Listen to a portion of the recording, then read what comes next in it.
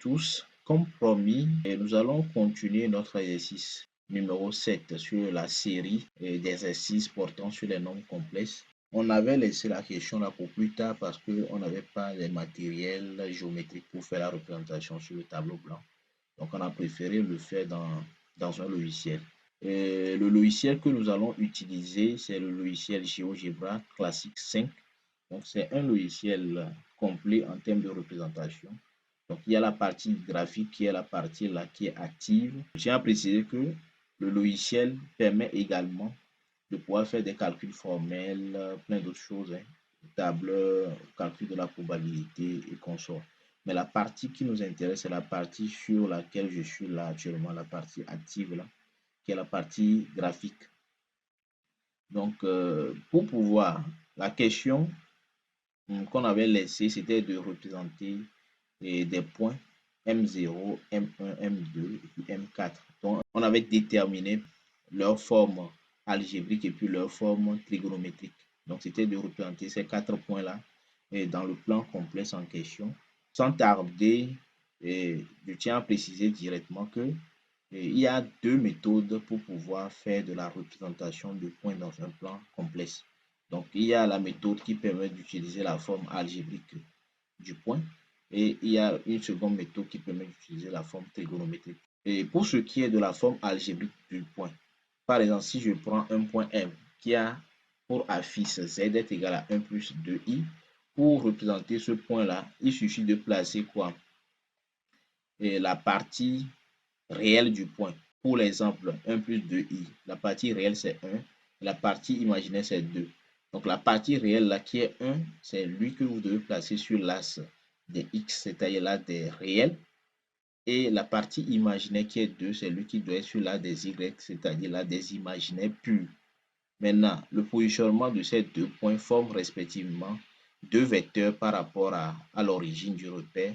Et la résultante de ces deux vecteurs-là vous donne le positionnement du point M dans le plan complexe. Donc, sans tarder, on va passer à la pratique. Donc, je veux représenter le point M qui a pour affiche Z est égal à 1 plus 2i. Donc, je prends le point ici. Donc, je représente le point 1 sur l'axe des 10. Et je représente également le 2 là sur l'axe des imaginaires purs. Donc, je peux déjà voir ici le point A pour coordonner 1, 0 et puis 0, 2. Donc, c'est le positionnement des points sur respectivement les axes X et Y. Donc, comme je le disais, ça forme des vecteurs par rapport à l'origine. Donc, on a un premier vecteur et ensuite, on a un second vecteur. Donc, je dois prendre la résultante des deux vecteurs-là qui va me donner maintenant la position du point M. Donc, je prends la résultante. Donc, la résultante doit naturellement quitter ici pour venir là en utilisant la règle des parallélogrammes. Donc, le point D ici, c'est au fait, lui, c'est au fait le point D là, qui est le positionnement de notre point M dans le plan complexe. Donc, je change le nom en M. Voilà, donc c'est la position de notre point M dans le plan complexe. Donc, pour ce qui est d'utiliser la forme algébrique du point pour pouvoir représenter ce point dans le plan complexe, il n'y a même pas de souci à se faire. Donc, c'est la méthode qu'on vient de développer là. Donc, je fais un retour en arrière. Et cette fois-ci, nous allons parler de l'utilisation de la forme trigonométrique du point pour pouvoir représenter ce point-là dans le plan complexe. Donc, pour le faire, je prends directement le point de l'exercice, le point M0. Donc, on avait trouvé que le point M0 avait une forme trigonométrique qui faisait 2 facteurs de cosinus pi tiers plus i sinus pi tiers. Donc, pour utiliser la forme trigonométrique afin de représenter un point dans le plan complexe, d'abord, vous connaissez le module et puis l'argument. Donc, le module, si vous vous rappelez de ça, la conséquence graphique du module, c'était que c'est le rayon du cercle sur lequel sera le point. C'est-à-dire c'est la distance au centre du point en question dans le plan complexe. Donc, on avait dit ça lorsqu'on était au niveau des modules. Donc, c'était la conséquence graphique à tirer. Donc, le module ici qui est 2, 2 là veut dire 2 unités. N'oubliez pas, on a donné l'unité graphique qui fait 4 cm. Donc, 2 unités, ça fait 8 cm normalement. Donc, ça veut dire que le point M0 sera sur un cercle de rayon 8 cm qui est centré sur l'origine O, qui est centré sur l'origine O du repère. Donc, au moins, je sais que le point M0 serait sur ce cercle-là. Maintenant, l'angle qui est l'argument principal, pi tiers radian, qui veut dire 60 degrés, c'est lui qui vous donne maintenant la position exacte du point M0 sur le cercle. Parce que 60 là veut dire 60 degrés dans le sens anti-horaire, c'est-à-dire le sens trigonométrique par rapport à l'axe des x positifs. Donc, je passe rapidement à la pratique. Donc, je trace un cercle qui a pour rayon 8. Donc, je pars de là. Et centré sur O, bien sûr. Donc, je pars de O et je viens au niveau de 8. Voilà. Donc, là, j'ai le cercle. Je dézoome. Tourne en arrière. Voilà. Donc, j'ai actuellement le cercle centré sur O qui a pour rayon 8 cm. Donc, je sais que le point M0 sera dessus. Donc, ce qui me reste à faire pour pouvoir avoir la position exacte de M0, donc c'est de trouver un angle de 60 degrés dans le sens trigonométrique par rapport à l'axe de X positif. Donc, je prends ici l'angle. Donc, je fais la rotation du point B là, par rapport à O d'un angle de 60 par rapport dans le sens anti-horaire. Donc, ça me donne la position B' ici. Donc, en réalité, c'est le B' là qui est la position exacte du point M0. Donc, c'est ça. Donc, pour récapituler, le module du point te donne le cercle sur lequel sera le point au final. Et le cercle là est toujours centré par rapport à l'origine. Maintenant, l'angle par rapport à l'axe des X positifs te donne la position exacte du point. L'angle là doit être pris dans le sens trigonométrique, c'est-à-dire le sens anti-horaire. Voilà, donc c'est comme ça on peut utiliser la méthode trigonométrique pour se représenter un point dans le plan complexe. Donc, voilà les deux méthodes. Donc, on peut continuer avec le point M1. Le point M1, son module c'est 1. Or, 1, ça veut dire 4. 1 unité, ça veut dire 4 cm. Donc, notre point M1 sera sur un cercle de rayon 4 cm centré sur O.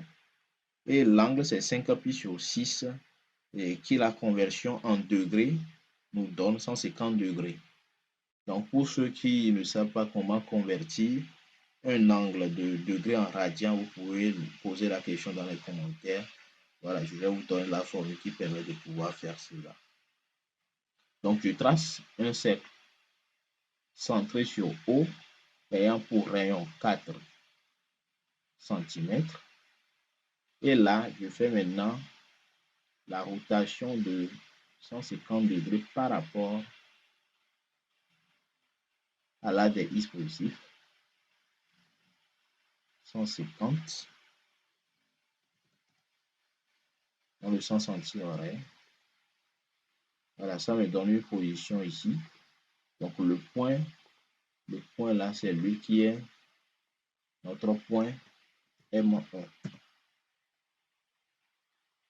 Le pourquoi il est important que vous puissiez maîtriser les deux méthodologies. On va juste prendre un cas de figure. À supposer que tu as un point à placer qui a pour affiche racine de 3 plus i. Je ne peux pas placer en utilisant la méthode algébrique, je ne peux pas placer avec précision racine de 3 parce que racine de 3 c'est un nombre à décimale infini. Donc, je ne peux pas représenter exactement ça avec précision dans le plan. ou bien c'est un peu difficile de pouvoir se représenter en utilisant quoi? Les règles pour pouvoir mesurer les distances. Donc, je ne peux pas le faire. Donc, la méthode la plus judicieuse à utiliser dans ce cas-là, ce serait la méthode trigonométrique. C'est-à-dire, je prends le module et ensuite je prends l'argument. Donc, c'est une méthode qui permet de compenser la construction avec la forme algébrique. Donc, c'est très important de maîtriser les deux méthodes de construction de points dans le plan complexe. Donc, je passe rapidement au point M2. Le point M2, son affiche est demi. Donc, ça fait 2 cm alors. Donc, le point M2 serait sur un cercle de rayon 2 cm et l'angle c'est 4 pi tiers, ce qui fait 240 degrés. Donc, je trace d'abord un cercle centré sur O de rayon 2 cm. Donc, je zoome dans le graphique. Donc, ce qui donne l'avantage, donc vous voyez que c'est beaucoup plus clair dans le logiciel. Donc, je trace un cercle centré sur O de rayon 2. Et ensuite, je fais une rotation. Je fais une rotation d'un angle de 240 degrés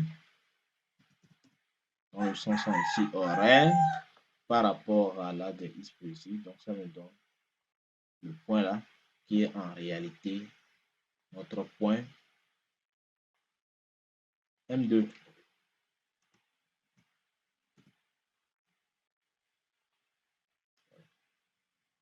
Donc, pour finir, je représente le point M4. Lui, son module, c'est 1 sur 8 unités. Donc, en prenant l'unité graphique à cm, ça fait 0,5 cm de rayon pour notre cercle. Donc, je dois tracer un cercle de rayon 0,5 cm. Donc, je zoome suffisamment dans le graphique. Donc, vous voyez à quel point le logiciel là est très important. Je prends le centre, le rayon c'est 0,5. Maintenant, je fais la rotation du point E par rapport au centre. Et ici, l'argument, c'est pi tiers qui fait 60 degrés. Donc, je mets 60 dans le sens anti-horaire. Ça me donne la position là. Donc, le E' là, en réalité, c'est lui qui est notre point M1, M4.